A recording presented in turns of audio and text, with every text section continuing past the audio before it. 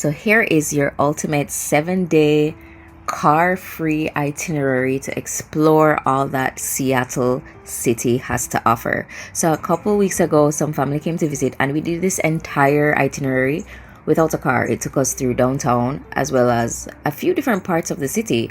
So I hope you enjoy it. Up, we went to Pier 54, or was it 55? I don't remember, where we did the Great Wheel, the Seattle Great Wheel, and this was the view, guys. And afterwards, we made sure we took a stop at Ivor's Fish Bar.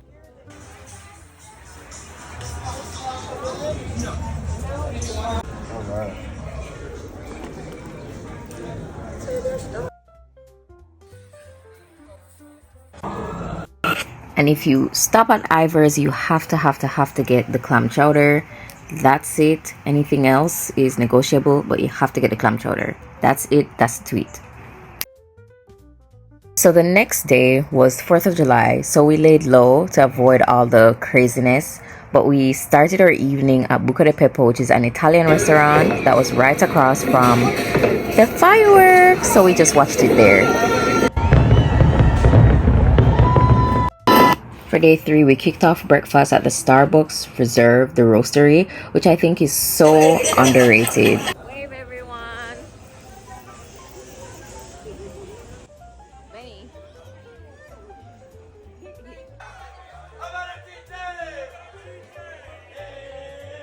So by now we made it to the Pike Place Market, where we watched them throw fish and try not to get hit.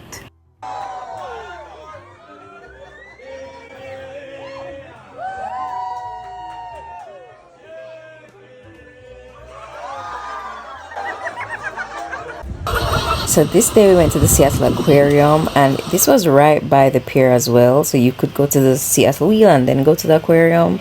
Anyways, this was a fun time for all ages. Like, I'm in my 20s and I had a grand time. It's cold.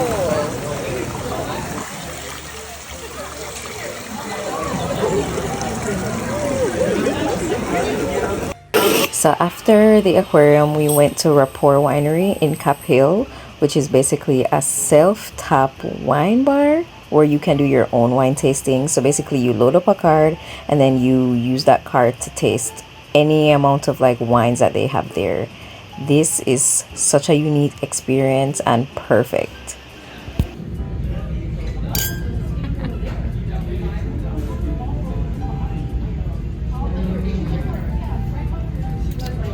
Yeah, that was. The evening didn't end there. We headed over to Hot Cakes to grab some dessert.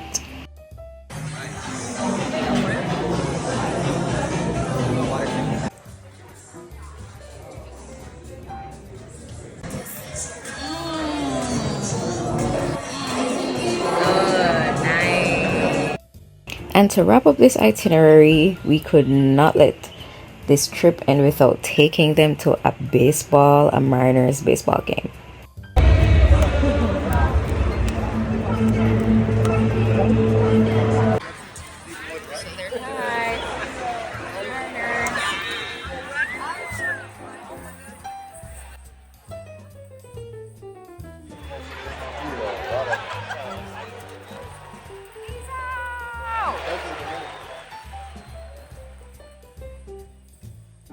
And instead of emptying our pockets to full our bellies at the stadium, we took the light rail, which is just one stop away from the stadium, to International District Chinatown, where we visited one of the food courts, the many food courts, and we grabbed some Vietnamese food.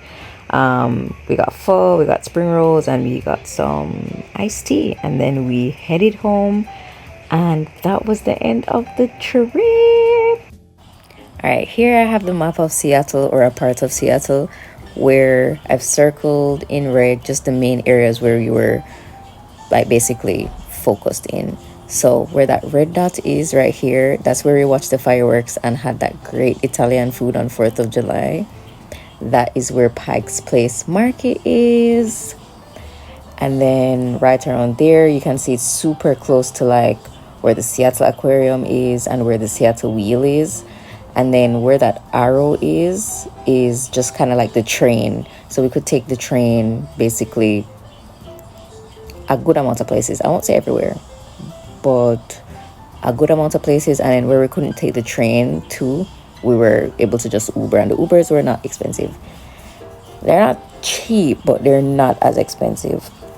And then where we went, okay, where is it? Where we went to have the winery was, I think, the furthest place, and that was in Cap Hill, right? And then my family stayed somewhere around here. And so if you can see this green line, you're seeing that that's where the train line is. So it runs pretty, it's a good public transit system. So you will be able to get around without a car. You'll be able to get to some good things, and there's so many other things that we didn't even get to do, like the squares, like Bainbridge Island. We didn't even go to Bainbridge. So there's so many things to do, and you absolutely do not need a car when you're visiting in any seasons, if you do want to stay within the downtown area.